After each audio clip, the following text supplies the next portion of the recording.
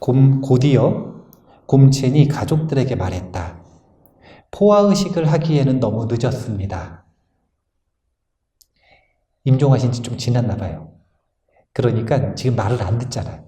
그래 큰 스님이 지금 당장 천도가 되기엔 좀 늦었습니다. 이제 영가로서의 경험을 해야 된다는 거예요.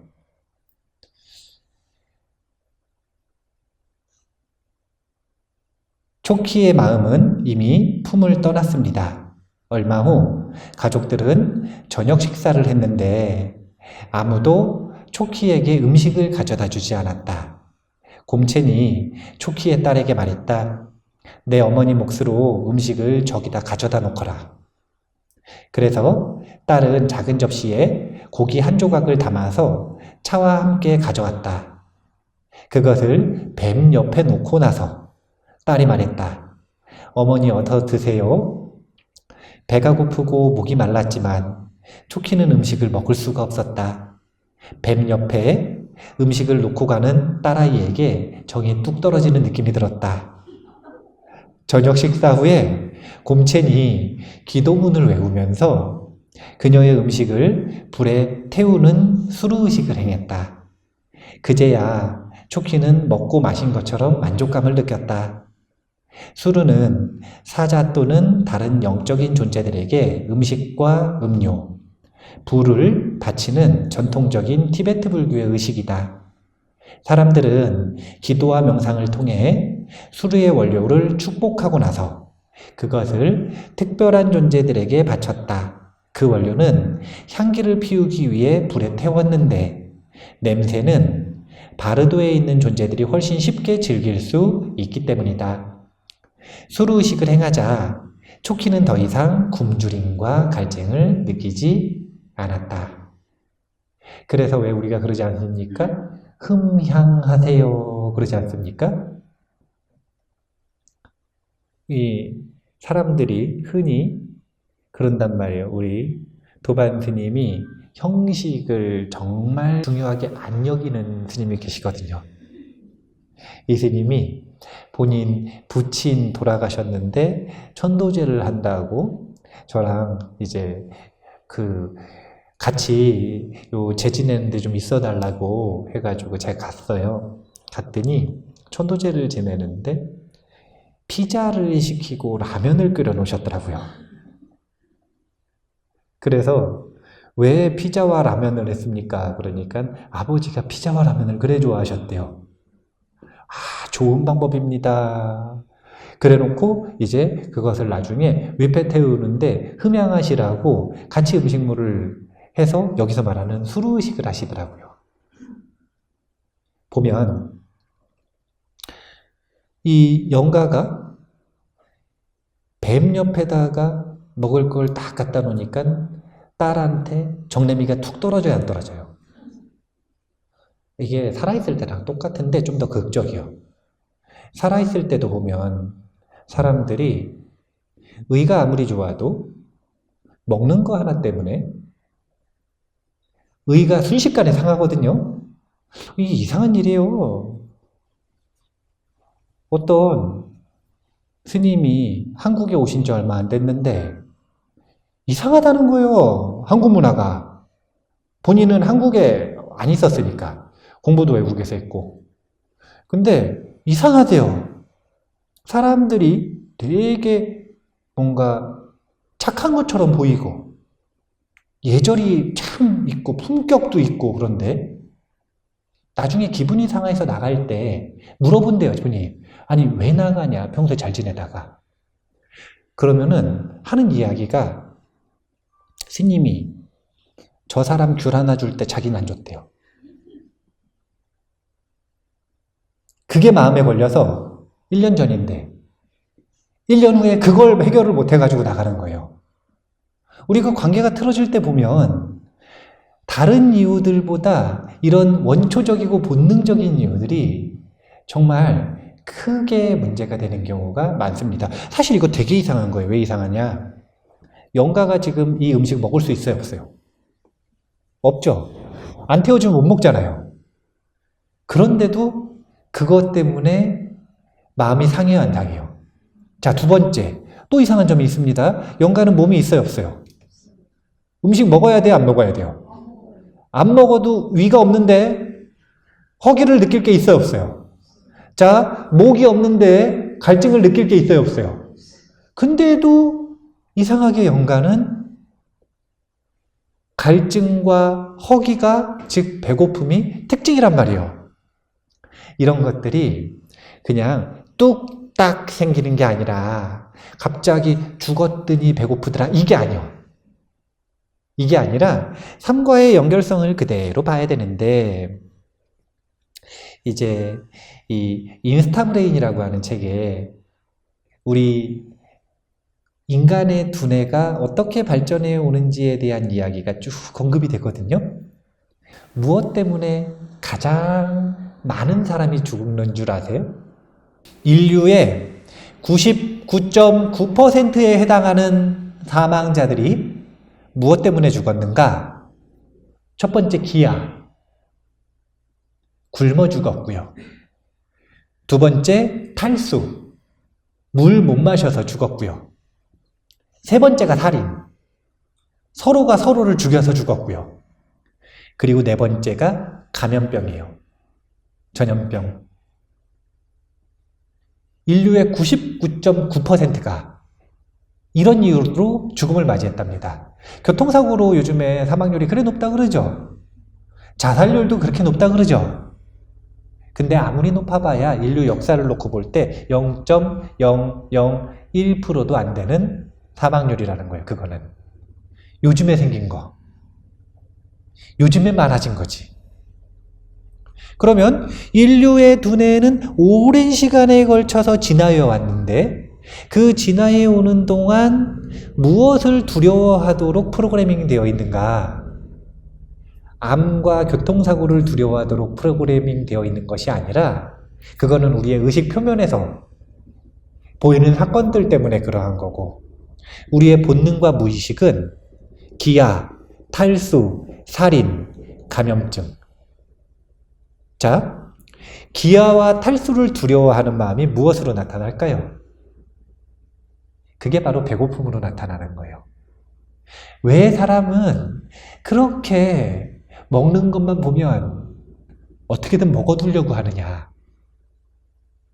이게 통제가 안 된단 말이에요. 먹는 걸 보면 먹어둬야겠어요.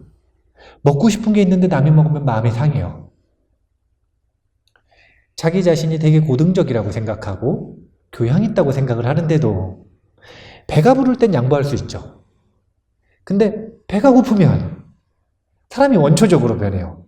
그것은 다른 것 때문이 아니라 우리 인류 두뇌에 남아있는 이 진화의 흔적이다. 그리고 살인과 감염증은 어떤 감정을 불러일으켰을까요? 이게 바로 두려움이에요. 우리가 사람을 중생이라고 부르지 않습니까? 중생이 비하하는 말인가요? 중생은 비하하는 말이 아니요. 중생은 명확한 뜻이 있는 말이에요. 그건 뭐냐면 생의 무리에 있는 존재들이다, 이런 뜻이고, 생의 무리에 있다라고 하는 건 생, 이것을 제1본능으로 가지고 있는 존재들이라는 뜻이에요. 그래서 중생은 생존 본능을 제1목적으로 합니다. 제1목적. 뭐든지 여기에 전부 다 맞춰져 있어요. 이게 바로 중생이에요.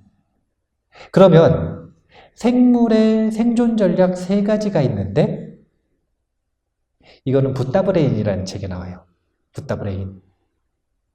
1번이 뭐냐면요, 생존에 유리하려면 끊임없이 변화하는 게 유리할까요? 안정되어 있고 변하지 않는 게 유리할까요? 생각을 다시 한번 해보죠. 상황을 다시 설정을 해보죠. 우리가 빌딩 숲에 사는 게 아니라 야생에 살고 있어요. 도구가 아무것도 없어요. 총 같은 거 없어요. 호랑이하고 멧돼지가 나를 위협해요. 그러면 맨날 이사 다니는 게 유리하겠어요? 동굴에서 방어벽을 탁 쌓으면서 거기서 자신의 안전을 확보하는 게 유리하겠어요? 안전을 확보하려면 지리도 알아야 되지, 그 다음에 준비도 해야 되지. 이거는 이사 가면 안 돼요. 이사 가면 처음부터 다시 해야 돼. 자리 잡았는데 잘못 잡으면 끝이요. 그래서 생존에 뭐가 유리할 수밖에 없었냐면 안정을 추구할 수밖에 없는 거예요. 변화를 싫어하는 거예요. 사람이 도대체 왜 변화를 싫어하느냐? 낯섦을 왜 싫어하느냐? 그것은 생존을 위해서였다. 두 번째, 타인과 나를 명확하게 분별하는 게 유리할까요? 아니면 둘이 뭉실해서 뭐 다 같이 하나지? 너나 나나 다 같이 하나지? 이게 유리해요? 아니면 딱 정확하게 칼같이 구별하는 게 유리해요? 너나 나나 똑같이 그러다 다 사기당하잖아요? 그렇게 믿다가 다 사기당하는 거잖아요. 나중에 다 후회하고. 제가 그렇게 사람과 관계할 때는 계약서 쓰라고 하고, 정확하게 약속, 구두로든 계약이든 공증받으라고 하고, 녹음해 놓으라고 하고, 명확하게 언어화하라고 하고, 그런데 뭐 괜찮겠죠? 그러다가 다 나중에 후회하는 거예요. 생존에는 뭐가 유리한가? 너와 나를 정확하게 구별하는 게 유리한 것이다. 토끼가 너와 나를 구분 못하면 자꾸 사자 옆에 갑니다. 다 죽은 거예요. 못 살아남아요. 그래서 생존 전략이 너와 나를 구분한다. 적과 내 편을 구분한다. 이 분별 전략이에요. 분별 전략. 세 번째가 또 있어요. 그게 뭐냐면 이 막 먹어야 되잖아요. 근데 생각해 보세요. 먹어둬야 돼. 요즘은 먹는 게 넘치니까 괜찮은데 요즘에 먹는 게 얼마나 넘치는지 음식물 쓰레기 전쟁 보니까 1년에 음식물 버리는 게 그거 버리는 양이면 세계의 모든 기아를 다 해결할 수 있대요. 왜 지금 세계에 수많은 사람들이 굶느냐? 우리가 음식물 버려서 그러는 거예요. 이게 먹는 게 넘쳐가지고 그러는 거잖아요. 근데 먹는 게 넘치지 않는 시기에는 만나면 뭐라고 인사해요? 밥 먹었니? 밥은 먹었니? 예전에 먹는 게 넘치지 않으니까. 그리고 이런 표현도 있지 않습니까? 일할 때는 몸을 아끼지만 먹을 때는 몸을 아끼지 말라. 아니, 먹어둬야 되는 거예요. 먹어둬야죠. 근데 먹다 보면은 이거 안 먹고 싶은 것도 먹어둬야 돼, 안 먹어야 돼요?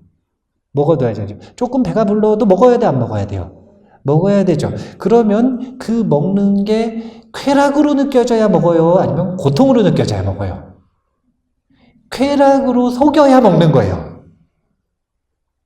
우리의 뇌가 먹는 것을, 그 먹는다라고 하는 본질을 놓고 보세요. 거기에는 쾌락만 있나요? 먹고 나면 힘들어요.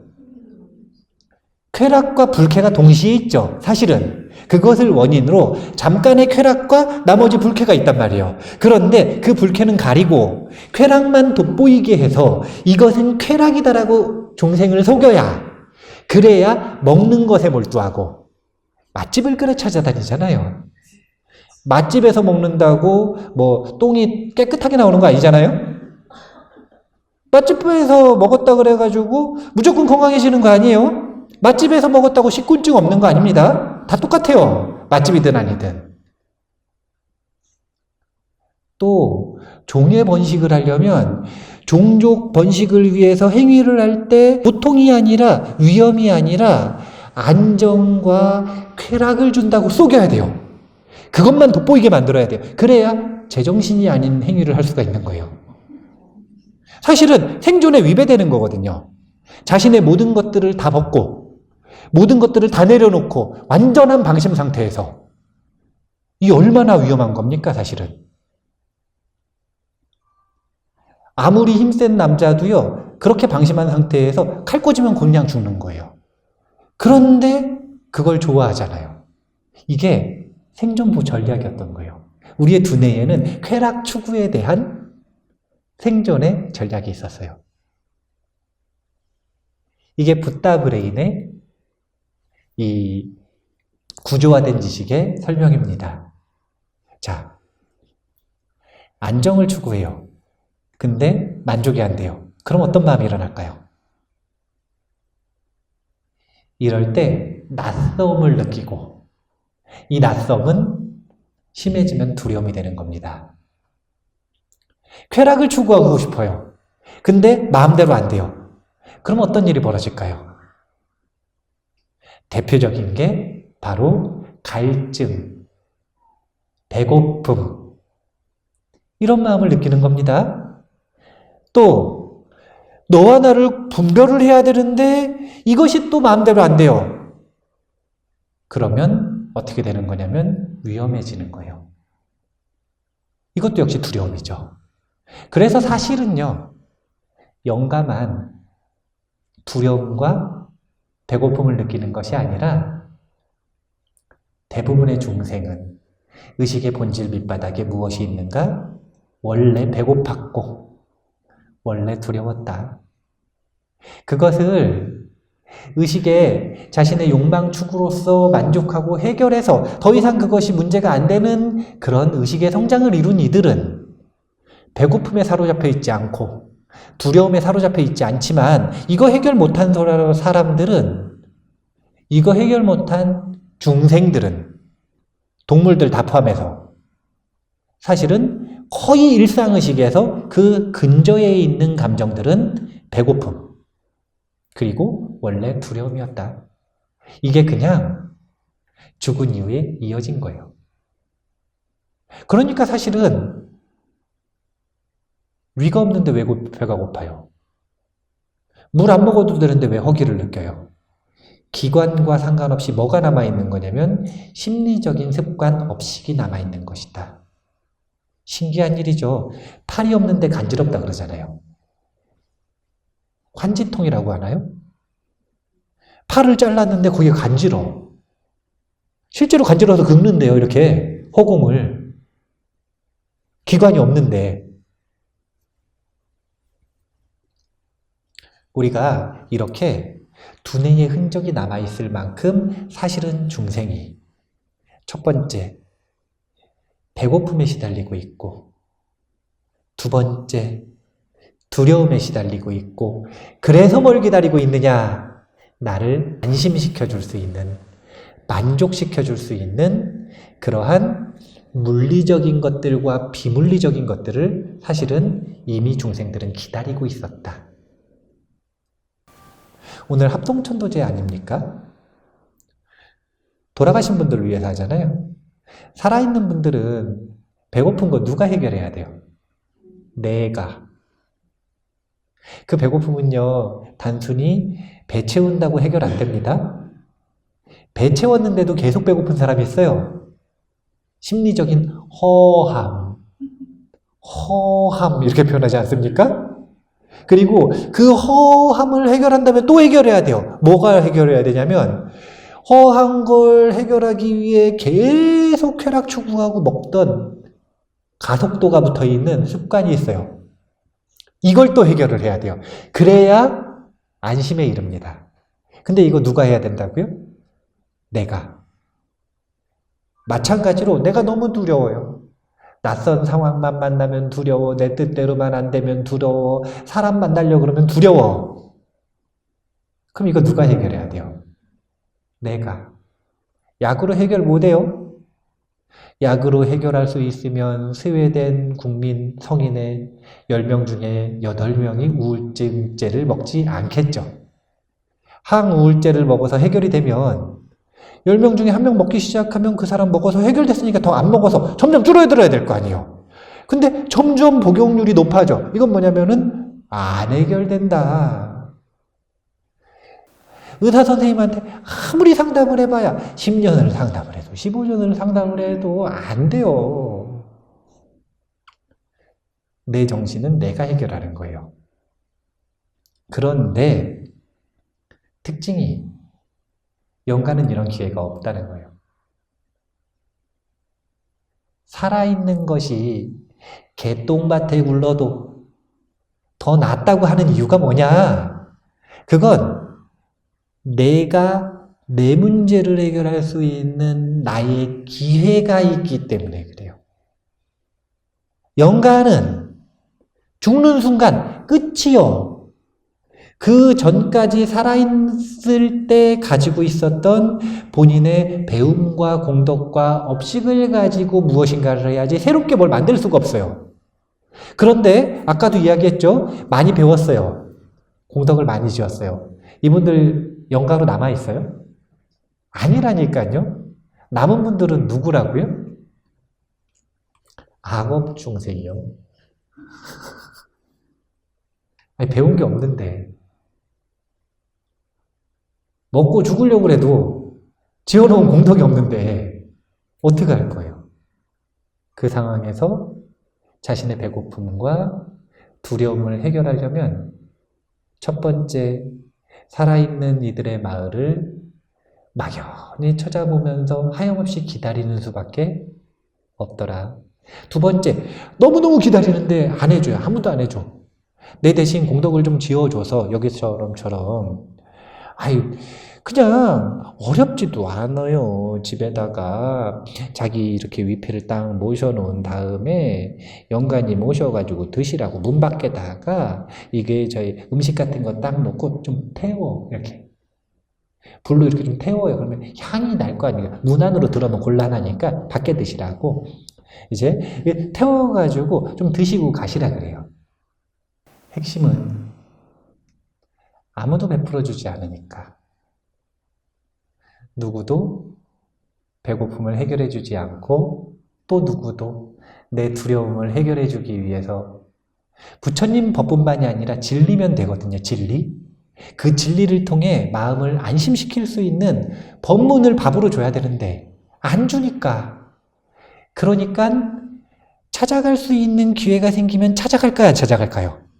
찾아가죠. 귀를 쫑긋 세우고 있는 거예요. 합동천도제 할 때 예를 들어가지고 김지만이었는데 김자만이라고 잘못 썼어. 그럼 김자만 씨한테 기회가 왔어요? 안 왔어요? 그러면 막 찾아오는 거죠 이제.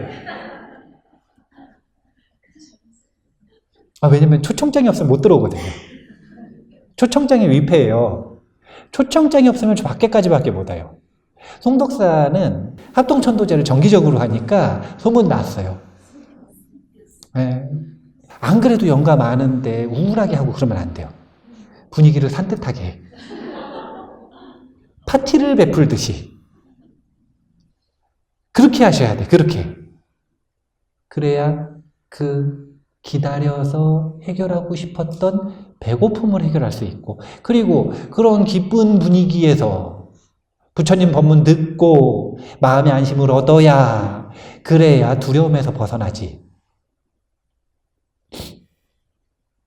그 기다림을 영가들을 위해서는 어쩔 수가 없더라. 영가들이 자력으로 해결할 수 없으니 어쩔 수 없이 의식으로 살아있는 사람들이 대신해 주는 것이다. 이렇게 합동천도제를 생각하시면 돼요. 합동천도제는 두 가지 목적을 가지고 한다, 이렇게 생각하시면 돼요. 둘 다 안심이에요. 첫 번째는 살아있는 이의 안심, 두 번째는 영가의 안심. 그러면은 비중이 뭐가 더 클까요? 살아있는 이의 안심이 훨씬 큽니다. 저는 우리 노스님한테 배운 대로 하는 거예요. 우리 노스님 천도제 지내고 나면 제자들이 이 과일하고 싸주는데 안 가져간다 그러면 엄청 혼내세요. 천도제를 지내는 이유가 그 공덕이 70%는 살아있는 사람한테 가는 건데, 그 과일 가져가서 먹어야 공덕이 왕성이 되는데 그거 안 가져가면은 엄청 노스님한테 혼나는 거죠. 우리 노스님 무섭거든요. 물론 제가 볼 자들한테는 욕이 나오진 않으세요. 스님들한테 그러면 바로 욕 나옵니다. 살아있는 이들을 위한 게 70%, 그리고 돌아가신 분을 위한 게 30%. 그래서 우리가 합동천도제를 할 때는 사실은 그런 생각을 하셔야 돼요. 돌아가신 분이나 나나, 이게 뭐냐면 나나 너나 다 원래 배고프고 두렵고 그래서 안심을 기다리고 있고, 나는 나의 자력으로. 그리고 돌아가신 분은 이 살아있는, 단연되어 있는 우리 생자들의 도움으로 그렇게 배고픔과 두려움을 해결하면 좋겠다. 그래서 나도 당신도 안심하면 좋겠다. 그런 마음가짐으로 자기만의 노력을 지속했으면 좋겠다. 이런 생각입니다. 그러면 그런 마음가짐을 가지고 이제 배고픔을 해결하는 의식도 해야겠죠? 또 부처님 법문도 들려들어가지고 두려움도 해결을 해야겠죠? 좋은 마음으로 합동천도제 의식 함께 하시기 바라겠습니다. 마무리할게요. 감사합니다.